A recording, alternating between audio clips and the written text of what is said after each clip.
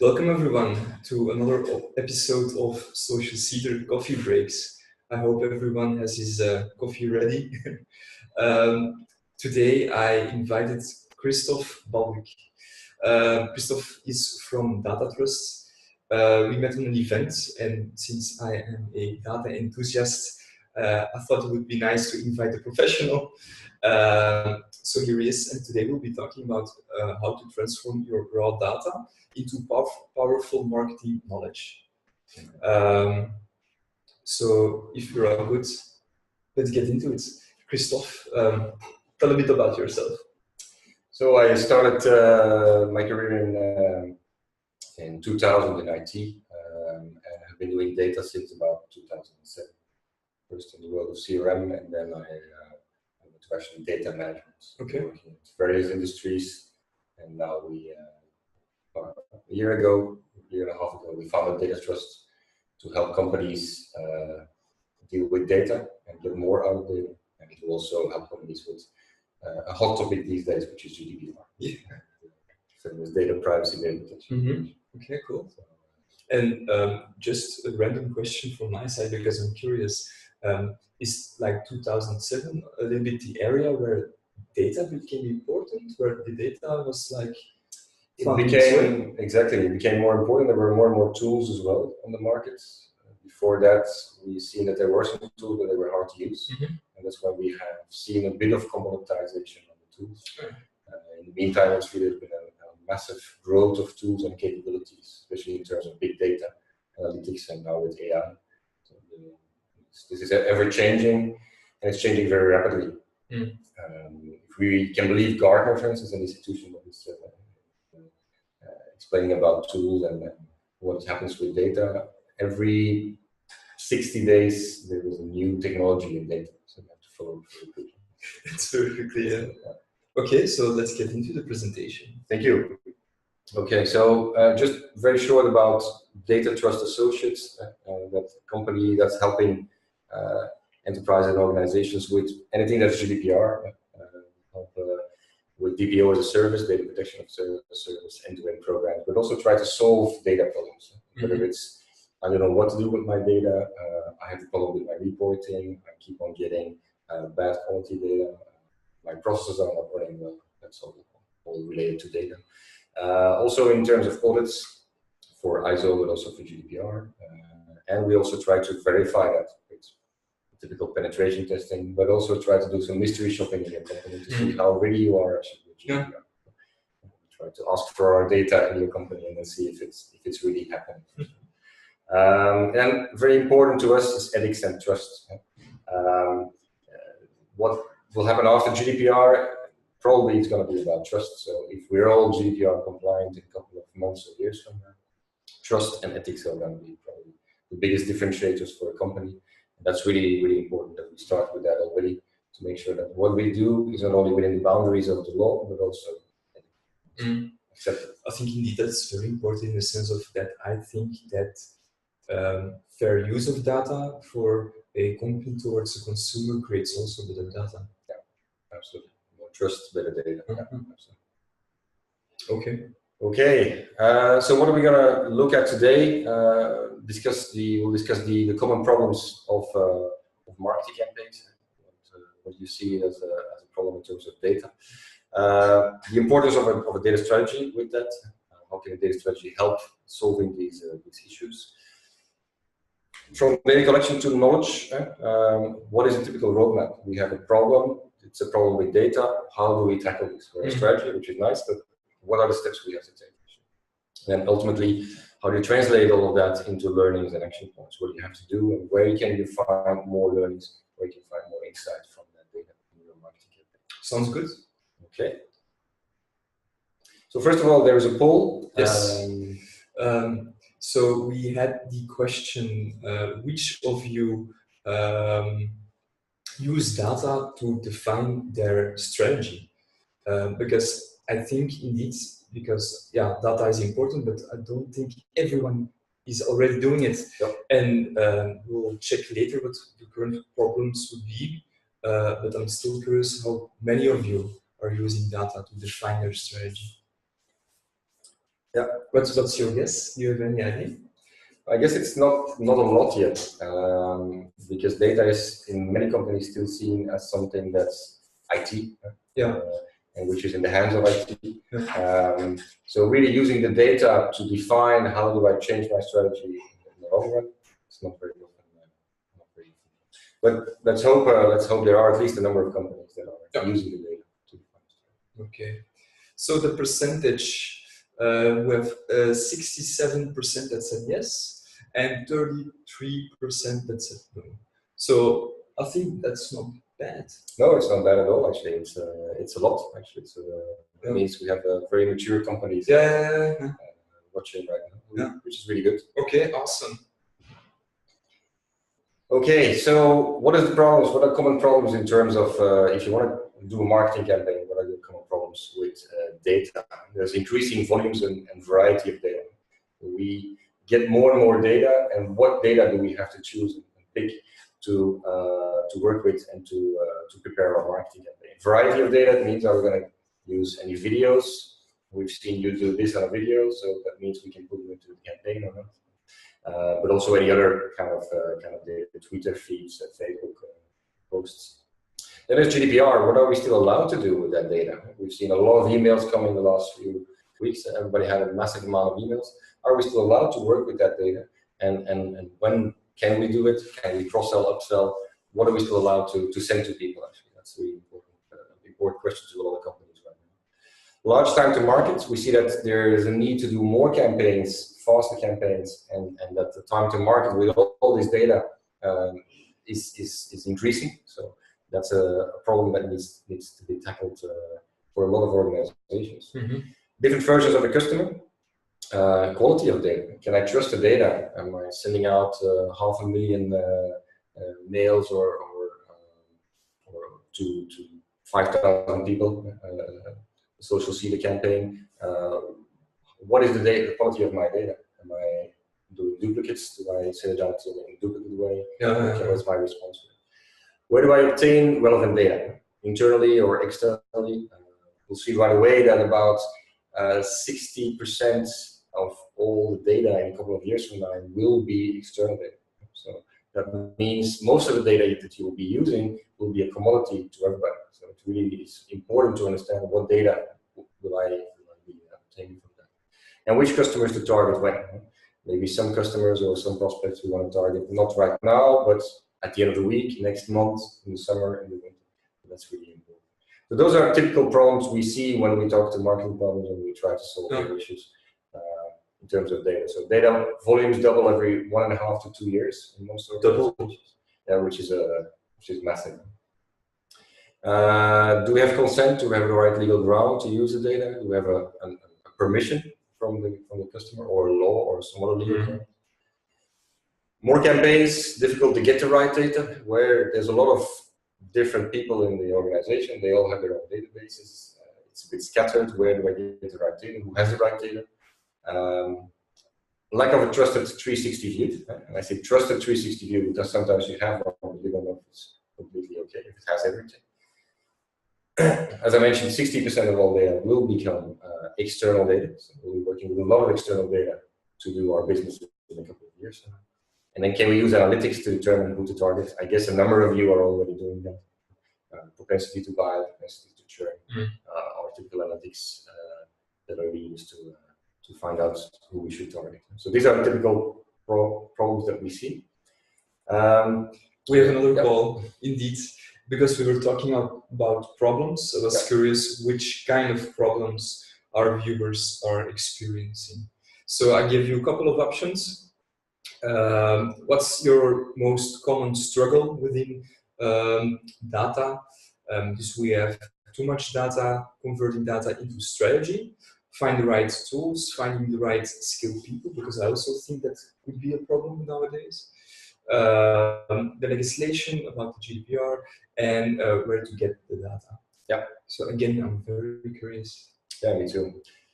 We were talking earlier about, I was saying that a lot of our viewers are marketeers, but that the evolution of the marketing job is going very fast. And the end step now is that the marketeer also needs to be some form of data scientist.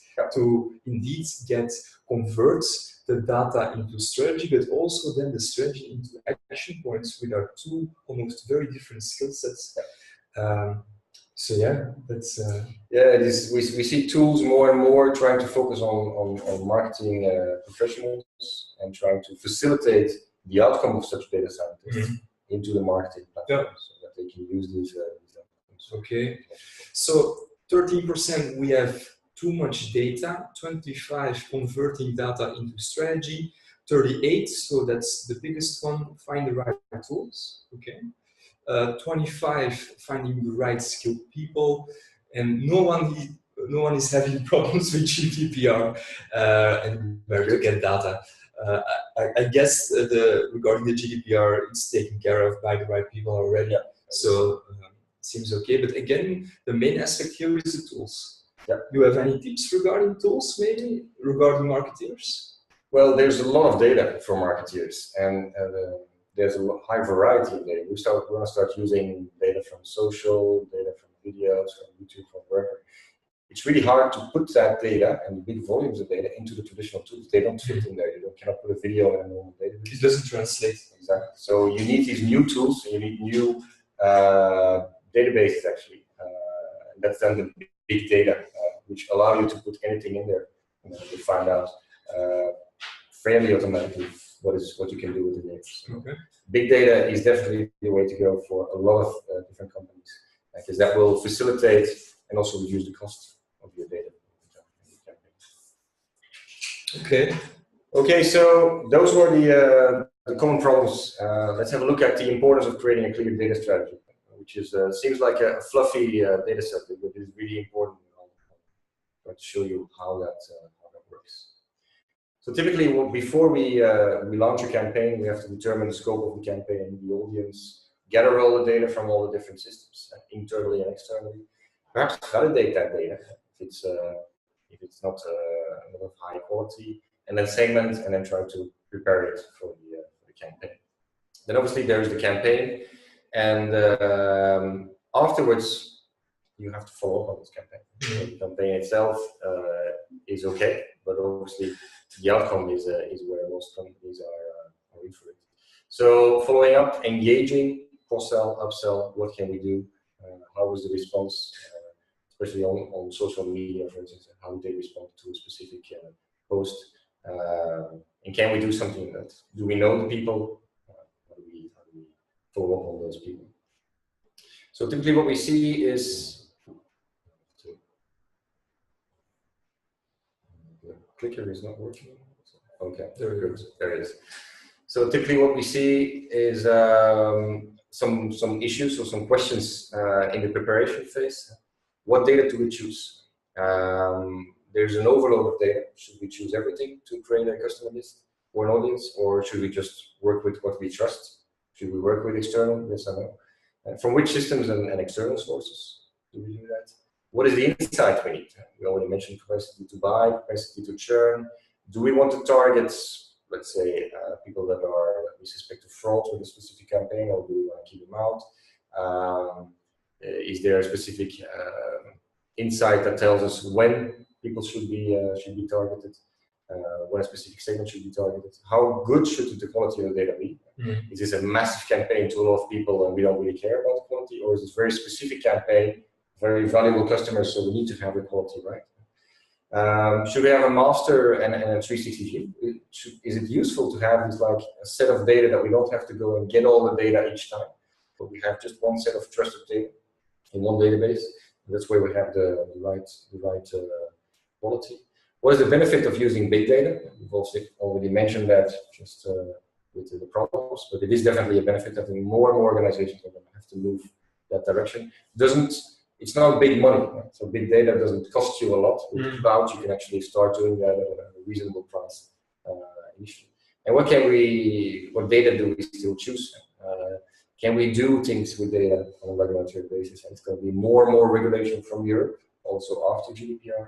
So what can we still do? Those are a lot of questions for which we need an answer, and preferably an answer before we launch our campaign. On the other hand, we have some questions at the end of the campaign as well. What insights do we need to better convert these customers. What can we predict to follow, who to follow up with? Do we need to follow up with everybody, or can we follow up with the ones of which we know there's going to be a high turnover? And what do we want to do with the outcome of that campaign? Do we want to follow up again? Do we do a new campaign? What is the next step, the logical next step, which will happen most? I already noticed that you really need to ask yourself always the why on data. Why I'm going to do this, and what the next step then again is going to be what am I expecting of it, and then going further and further indeed. Exactly. And I don't think that everyone does this. And that's the importance of indeed what you're explaining now. Exactly. And then the why will also be in the strategy. So it's what are we going to do with data? What is our benefit as an organization? What's our value from data? What we want to get out of it? And what is of the enormous amount of data, which is data that we need actually. So typically a data strategy has a number of questions. This is an extract of a number of questions that you would ask yourself in a data strategy. What business value do we want to get out of the data? Run more campaigns, better return conversion rates, faster time to market. How do we position ourselves? Are we going to be the new Apple or Google of our industry? We might need a lot of data. What do we need to obtain our objectives? Do we need new resources, new tools? We've already mentioned that. Tools is very important. Do we need extra data? Do we have all this data that we want? Maybe the competition has other data, and where do they get that? And what are the boundaries we face, regulations, budgets, and what's the ambition of the organization as well? So all of this, these answers to these questions will form your data strategy. So executing the strategy is about fixing these issues. So the strategy is one, and without that, it's going to be very hard to get the buy-in into your organization. If you have that strategy, then you can actually start looking at a roadmap. What are we going to do actually with that data? So the roadmap is twofold actually. We see that first of all we start with discovering data. Where is all the data and how good is the quality of that data? Perhaps we have 5 sources of which 4 are pretty good of quality, 1 is not, or the other way around. We have 4 sources which are not very good and only 1 which is good. So it's about discovering what data we have, what is the quality, what is the understanding of data. If we say a customer, do we all mean the same? If you ask how many customers do you have, and you ask that to a finance department or a marketing department, you probably will get to very different. Exactly. That's because the terminology and the definition is different. And the problem is in a lot of systems and a lot of departments, those are different terms and different definitions. So when we are extracting data from the organization, are we extracting the right information? Are we understanding the same thing? Doing that, fixing those terms and definitions and business rules, we do that in the second part, which is data governance, where we say, okay, now this is a customer, and that's not a customer. And this is the retention period, and this is how long a customer stays active. And an external customer or a prospect might not be a customer or might be a customer. So we explain all of that and explain the business rules in that governance. That allows us to very clearly communicate and extract the data, and people will know what to give us if we explain clearly. Data quality, we can fix the quality of the data. There are tools for that as well. But quality of data is really important. Not only here in data management and your marketing campaigns, it can reduce the cost of your marketing campaigns and increase the efficiency massively. We had one company with about 6 million customers who brought them down to 2 million customers, just because of quality. Of course. So sometimes quality can play a massive role. Unique customer view and integration with all the different solutions. Bring that unique customer view together. And one version of the truth would be good to have at least one database where you say, okay, this I can use, I don't have to look everywhere, I have a unique version of the truth. And then we'll call master data management and a 360 view. So this is about solutions. Solutions like that are typically master data management solutions. So what can you do then if you are doing this as a stepwise process? And this is actually how usually you're doing it. Sometimes they get into iterations. You will find a first unique customer overview. Suppose you have 5 different databases and you have a lot of customers in there and they all have unique identifiers. You add one unique identifier and you link that to all of the 5 databases. And then you can start seeing it in one big list. Okay, we have this person 50 times. Let's try to reduce it. Exactly. And then we start getting that master. You start to, and we can do that with tools. The tools don't have to be very, very expensive. There are some free tools on the market even to do those things. run the analytics on unique customer. What can we do with unique customer? If you can give that list to the analytics people, well, they will be very happy with it, and they will help you with knowing who to target. Fine-tune segmentation and audience. Whatever you get back from these people of analytics, you can use that to fine-tune your segmentation audience, and then increase obviously the return rate, the effectiveness of your campaign. So you see, doing a bit of data management will actually increase your at the end your ROI in your costs. But it's right about doing it in the right order. Yeah. A lot of people start with, let's take a big data solution and put everything in there, but then we don't understand. You get lost. In there. Exactly. Yeah. What might be there. That's the idea. For benefits, as we mentioned, understand where to look for and which data to obtain. Faster time to market. You'll get a 360 customer view, maybe a first version, but it will grow.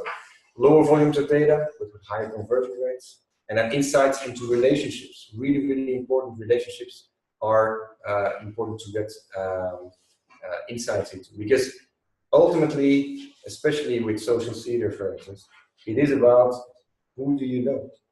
Yes. And who should I target when? And oh, this person might be an ambassador for these products at this point in time.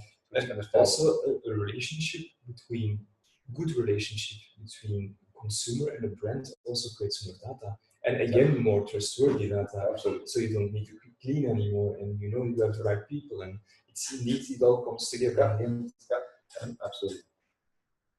So last but not least, translating data into learnings and action points. So how do we, what can we get out of this? If we've done that roadmap and we understand our data, our quality as well, and we have actually a unique customer view with this unique ID that we try to bring in every database, what are we gonna do with it? So the better the data, as we said, the better the insights, the better segmentation, higher conversion rate, higher customer trust, because you will only send the things to your customers that they are interested in. If they receive that trust from you, they will also give you back the trust, and you will get better data.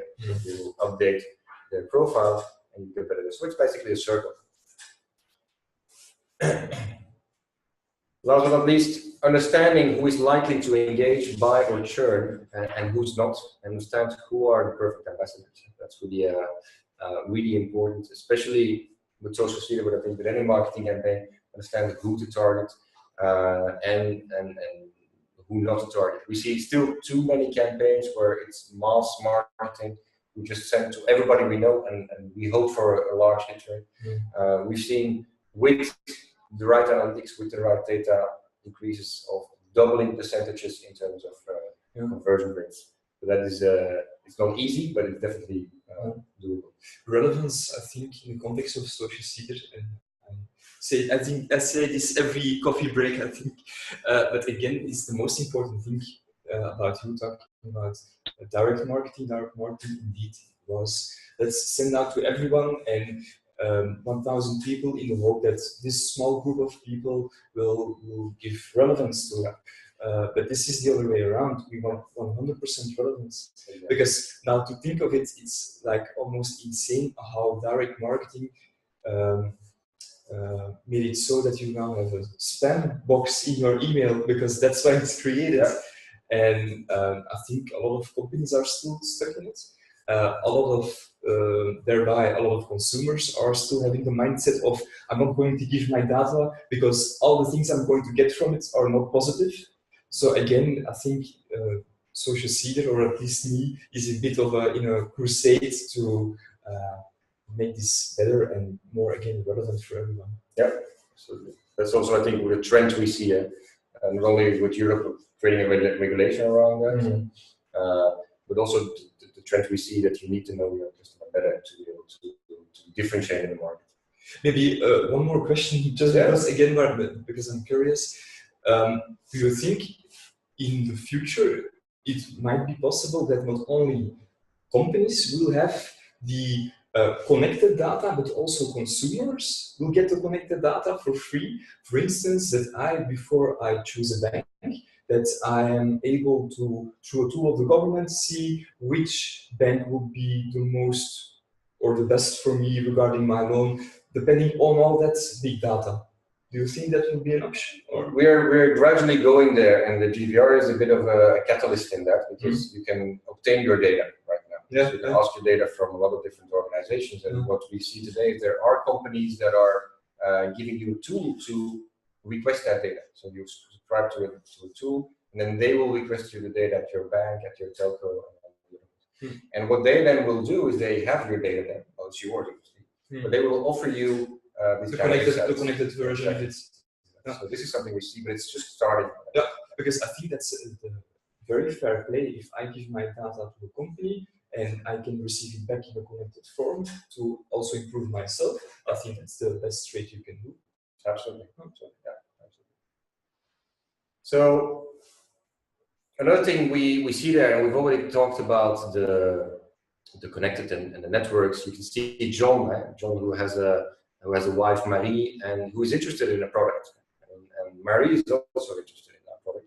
And John has a friend, Matt, who actually already purchased the product. But John might not know that, but we might know that Matt is a friend of John. So Matt now becomes a very good ambassador towards John to promote that product. This is what we call graph databases. It's a graph, it's a bit of nodes. And now this is a very simple one. We can create large graph databases, which can really show you who are the ambassadors you need to choose, and who are the people you need to target your marketing campaign. The same was used, for instance, for detecting fraud. The same technique was used for the Panama Papers. They used this to discover the fraud in the Panama Papers. So it's a technique more and more used, and definitely for the outcomes of a marketing campaign, and also ultimately as an input, this is something we see used a lot. It's not very difficult, this one. It is called big data technology, but again, it's very easy to use. If you can code a little bit, this is something you can do with even some free tools. So it's about understanding who to follow up and what is the potential of your network. And that's where the value lies. You have a network, you have relationships. Try to take advantage of that as much as possible. So what we see typically on the left-hand side, we already talked about this master data management, this unique customer view with a 360, could be with big data underneath or not. And then the graph solutions at the right, there are graph solutions out there which are definitely affordable. Some of them are even free of charge. So. Voila. Okay, I already have a question. Okay. Again, out of curiosity, when should you start as a company with big data? So maybe not big data, but start using data. Do you think it's for KMOs also interesting to use the data? And yeah, depends a bit on what kind of KMO you are. Yeah, if you already have a lot of data, and you start seeing some patterns in the data. You say, I know that if this customer does that, then this is going to happen. And I know if this segment does that, this is usually the tipping point when people are starting to contact us. Like, I know it is there, and I know I'm right, but I cannot, it's not tangible to me. And I want to use that data, I want to use the insights to do better marketing, or to even sell those insights to my customers and to get them better offerings. That's the idea where we usually are contacted. Okay. Big companies, obviously, big data.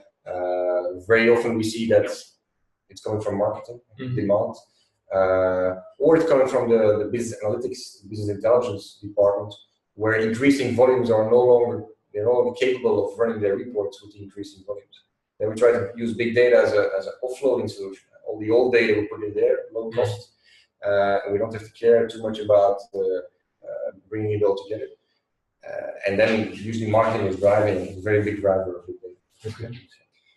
In case you haven't noticed, there is a button to ask us questions. So if you're sitting on a question, feel free to type it in, and we will try to answer as good as possible. And while we're waiting, or while you are waiting, there's also a satisfaction survey. So you can give us a score on how fun we are or how helpful we have been. And we already got a question from Annick. Can you recommend some of those free tools? Yeah.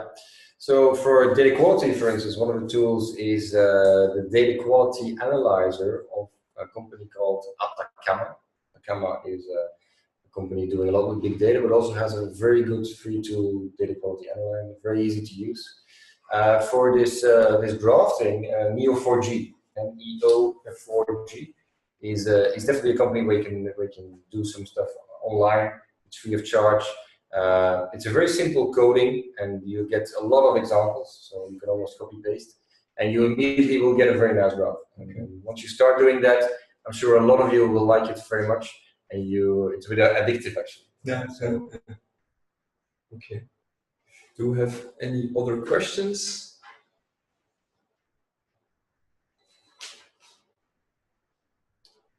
Can you share a use case of a company who improved results by improving their data management strategy? Yes, we've actually had a company in the Netherlands where we did a data strategy with, and who was on their website. They had a lot of quality problems, so that was the first thing. Plus, there was a lot of things that were not going very well in terms of processes. Interfaces were not going well. Too many people were involved in the process. People didn't have the time to do their jobs. They had to fix problems in systems and data the whole time. So we created a data strategy, and then did actually the roadmap with data governance, with quality. And after about a year and a half, instead of us trying to push for and trying to find out where all the problems were, people started to come to us and started to really understand that data was their problem. So they came to us with their problems. We looked at the problem. Usually it was a data problem. We fixed the data problem, and once you get that going, it's a rumor that spreads, and more people started to come to us proactively. Yeah. That's how they solved a lot of issues. That's how they made themselves ready for the version 2.0 of their company. Okay. It was a good success. How does Social Seeder help customers manage and understand data from their campaigns? That's probably one for me. I'm also the guy that does the data management for Social Seeder, but also a good part for our customers. So we have benchmarks that we do, and within the benchmarks, I try to facilitate in the most common problems that you explained. And those most common problems that I see is indeed managing the data, but also then visualizing it to see how it connects to your strategy in a sense of how can I improve my strategy. But once you figured out I need to head that way, you also need to translate it into those action points. And that again, it's a different skill set. So to help manage this, I help every customer, all of our customers one-on-one, 3 times a year to do a benchmark where we do this, but also we check the white label data of the industry itself. So if we have a bank, for instance, then we also compare their benchmark to the benchmark of the bank industry, that they can see how well they are doing. So that's. We do see that more and more it's about empowering, as you say, empowering the users with data. Like you're trying to get insights into the data. This is what we try to push to a lot of users. It's about, we have to move away from Excel and move into tools like Power BI, like Tableau, ClickView, and people can really do that. It's a lot of people are underestimating themselves. And they can do that. They can get the insights and get a good set of data out of it to work with in their business, in their marketing. How I experienced it is like, I told you also before, it's a lot of numbers, but it's not boring at all. It's the most creative thing you almost can do, because you really need to make the connections yourself. You can be very creative with what you see and how you connect everything. Yeah, that's what I enjoy. Do you think GDPR is also good for companies or only for people?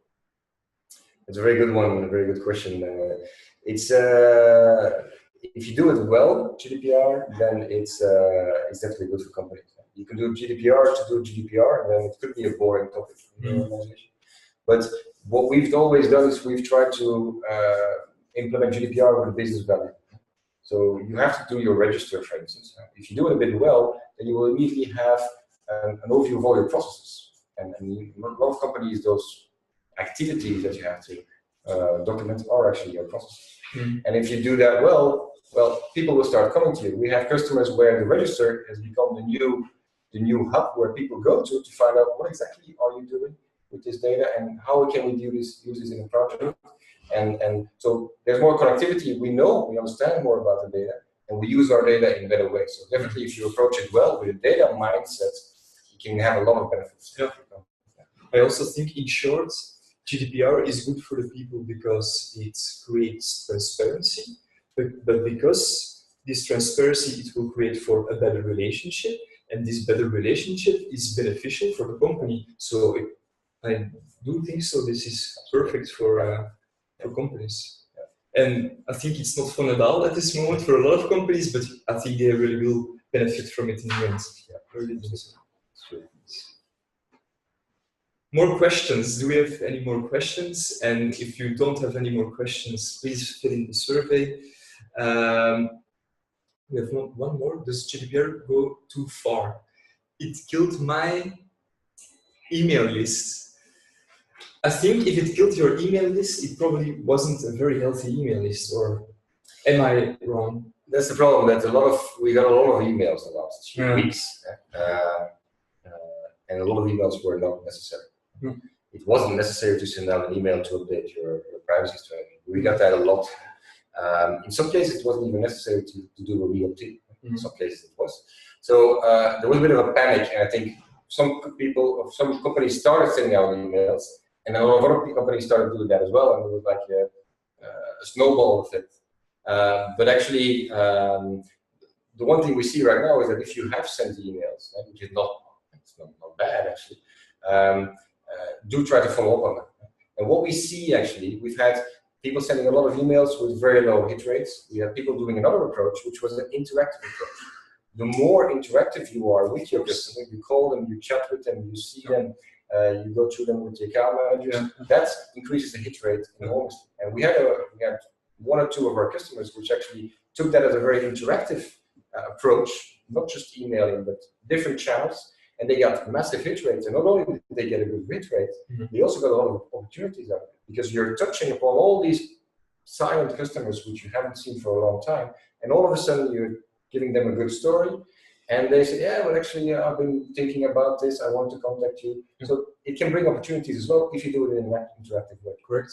Because, again, about the direct marketing, it always was a one-way relationship.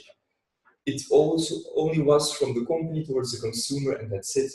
And if you, like you're saying, make it interactive and create this feedback loop back to the company, you learn, and then you create relevance. Because if your only relevance is just the email in your email list, then indeed GDPR will kill your list. But then again, it's never too late. It's a great way to have a new start at this moment. Exactly. Exactly. Yeah. Okay, any more questions? Okay, I guess that's it. Awesome. I found this very interesting, Christoph. Thank you. Thank you. Guys, thanks for watching, and we will see you next time. Take care. Bye. Bye.